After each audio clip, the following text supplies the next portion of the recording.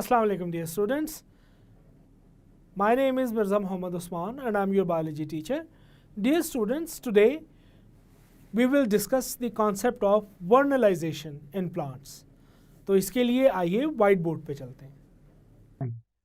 Dear student, इस topic में हम बात करेंगे वर्नलाइजेशन पे. वर्नलाइजेशन बेसिकली एक बड़ा इंपॉर्टेंट प्रोसेस है प्लांट्स में. इसको हम यूं डिफाइन करते हैं कि the artificial exposure of the plants और seeds to low temperatures in order to stimulate flowering or to enhance seed production. यानी कि सादा लफ्जों में जो प्लांट्स को हम आर्टिफिशियली एक्सपोज करते हैं टू लो टेम्परेचर्स ताकि उनमें फ्लावरिंग या सीड प्रोडक्शन को स्टिमुलेट किया जा सके, इस प्रोसेस को वर्नलाइजेशन कहा जाता है. अब जो दो प्लांट वैरायटीज हैं जो कि बेसिकली इस प्रोसेस के थ्रू वो फ्लावरिंग करती हैं, इनमें एक बाइनियल्स हैं और दूसरा जिनको हम पेरिनियल कहते हैं.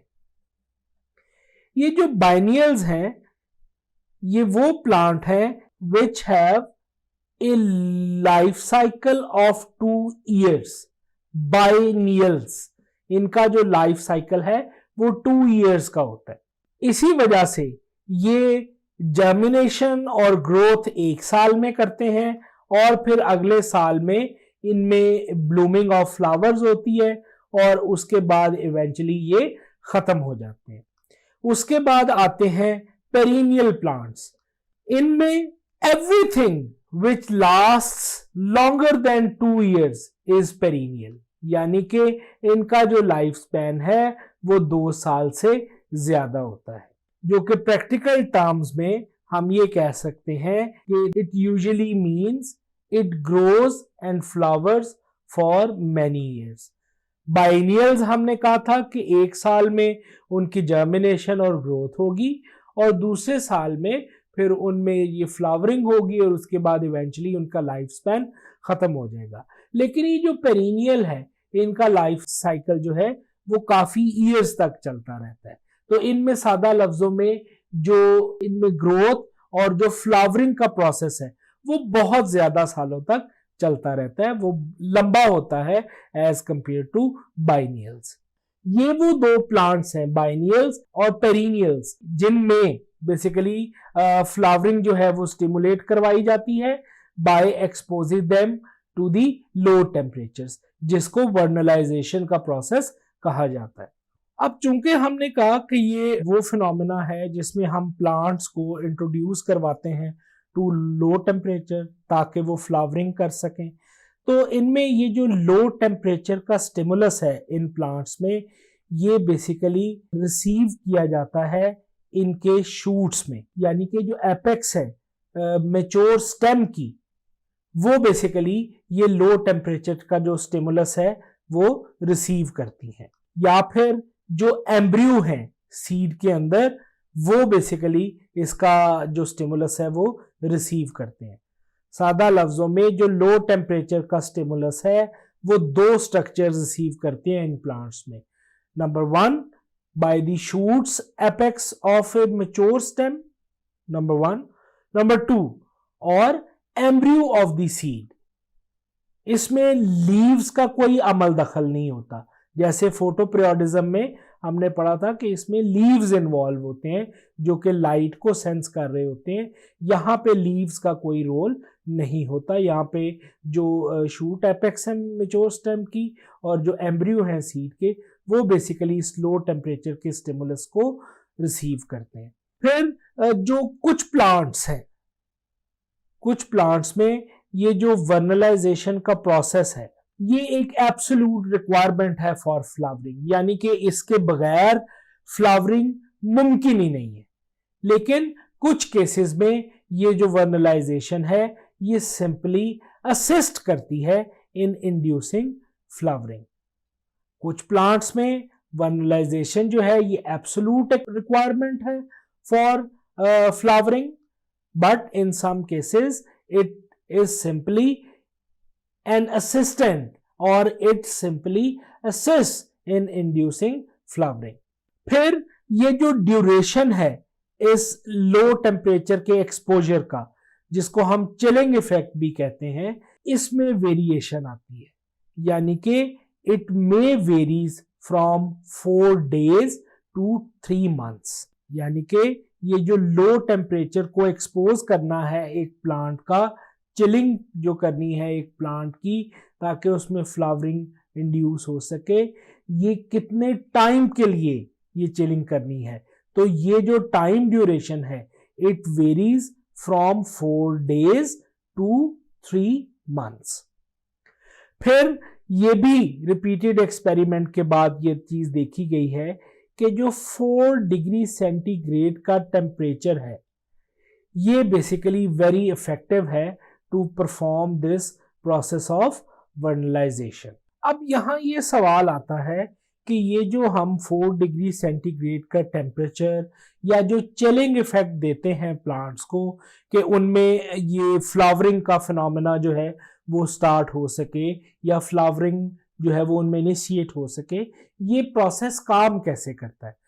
तो डियर स्टूडेंट यहाँ पे ये देखिए कि ये जो चिलिंग है ये बेसिकली स्टिमुलेट करती है प्रोडक्शन ऑफ वर्नलिन की। अब ये जो वर्नलिन है ये बेसिकली एक हार्मोन है जो कि वर्नलाइजेशन इंड्यूस करता है। वर्नलिन को अगर हम देखें तो बेसिकली ये एक हार्मोन लाइक सब्सटेंस है जो कि रिलीज होता है लीव्स में। कब रिलीज होता है लीव्स में? जब उनको चिलिंग अप्लाई की जाती है और इन कोल्ड टेम्परेचर्स, और फिर अल्टीमेटली ये क्या करता है, ये इंड्यूस करता है द प्रोसेस ऑफ वर्नलाइजेशन। ये भी समझा जाता है कि ये जो वर्नलिन है ये फंक्शन करता है as a precursor of florigen hormone. Florigen hormone जो है बेसिकली ये फ्लावरिंग प्लांट्स में फ्लावरिंग को ट्रिगर करता है। तो ये बिलीव किया जाता है कि ये जो वर्नलिन है ये प्रिकर्सर है फ्लोरोजन हार्मोन का। ये भी एक स्कूल ऑफ थॉट का बिलीव है।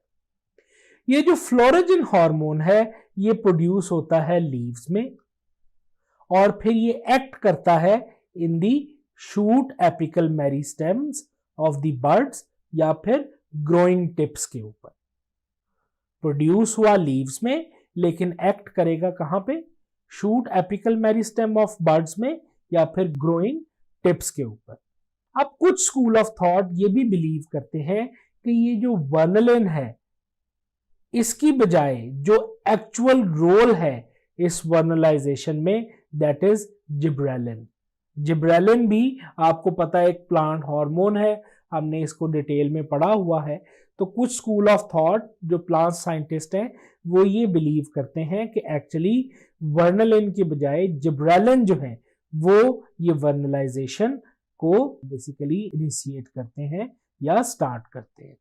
अच्छा जी, अब ये जो फोटोपीरियोडिज्म है और ये जो वर्नलाइजेशन है ये बेसिकली इनका रोल क्या है? Both the processes, photoperiodism and vernalization, they serve to synchronize the reproductive behavior of plants.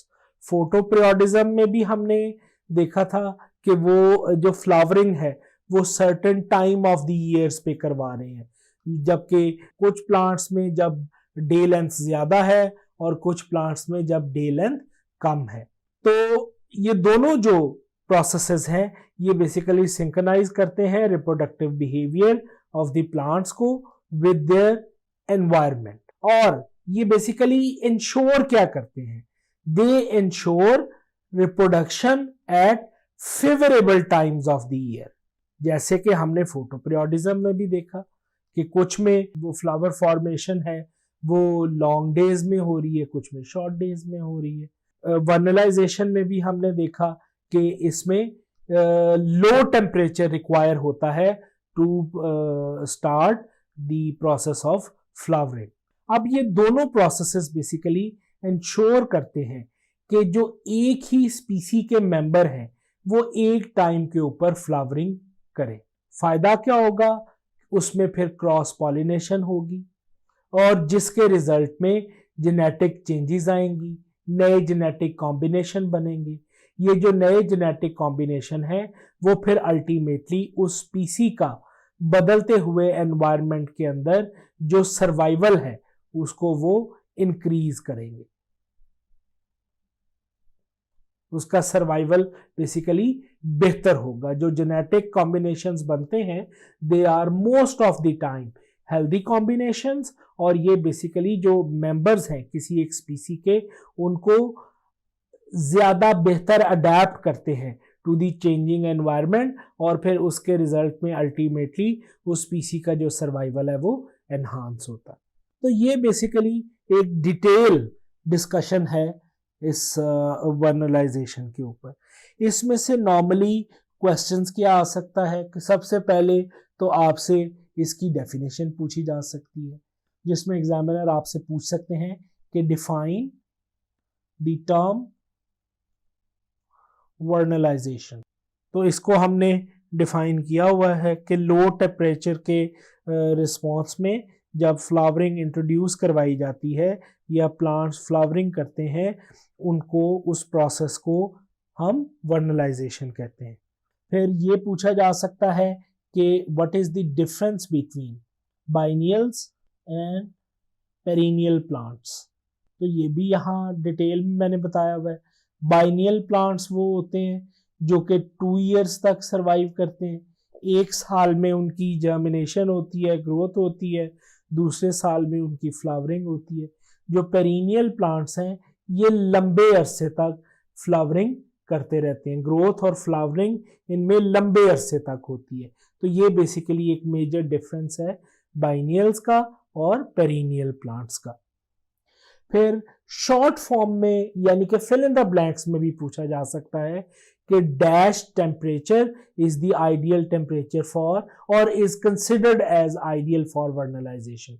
तो वो आपको पता है, वो हमने पढ़ा था कि 4 degree centigrade is considered as an optimal temperature for the process of vernalization. फिर उसमें आपसे ये एग्जामिनर पूछ सकता है कि what is the role of vernalin, जो कि एक प्लांट हार्मोन है, इन वर्नलाइजेशन। तो वो आपको मैंने बताया हुआ है कि इट इज बिलीव कि ये जो वर्नलिन है ये प्रिकर्सर है फ्लोरोजन हार्मोन का, जो कि लीव्स में प्रोड्यूस होता है, एपिकल मेरिस्टेम में वो जाके एक्ट करता है और फ्लावरिंग को एनहांस करता है। तो ये बेसिकली वर्नलिन का या वर्नलिन का रोल है इन वर्नलाइजेशन। फिर आपसे एग्जामिनर इसमें पूछ सकता है कि what is the significance of photo periodism and vernalization in plants. तो आप उसमें ये एक हमने हेडिंग के साथ प्रॉपर डिस्कस किया हुआ है कि आप इसमें बताएंगे कि ये बेसिकली ये जो दोनों प्रोसेसेस हैं ये सिंक्रोनाइज करते हैं reproductive behaviour of the plant को विद द एनवायरनमेंट। उसके बाद ये इंश्योर करते हैं कि रिप्रोडक्शन जो है वो फेवरेबल टाइम्स के ऊपर हो। इसके साथ साथ ये इंश्योर करते हैं कि जो फ्लावरिंग है वो एक स्पीसी के मेंबर्स में एक ही टाइम पे हो, ताकि उसमें क्रॉस पॉलिनेशन हो सके और जेनेटिक वेरिएशंस आए और उसके रिजल्ट में उस स्पीसी का जो सर्वाइवल है वो बेहतर हो। तो डियर स्टूडेंट, ये वो डिफरेंट टाइप के क्वेश्चंस हैं जो आपसे इस टॉपिक से रिलेटेड पूछे जा सकते हैं। उम्मीद है डियर स्टूडेंट आपको वर्नलाइजेशन का कॉन्सेप्ट अच्छे तरीके से समझ में आया होगा। आप इसको बुक से भी पढ़ें, एक दफ़ा इस वीडियो लेक्चर को भी बार बार देखें ताकि ये चीज़ आपके जहन में अच्छी तरह बैठ जाए। मुझे अगले टॉपिक तक के लिए इजाज़त दें। अल्लाह हाफ़िज़।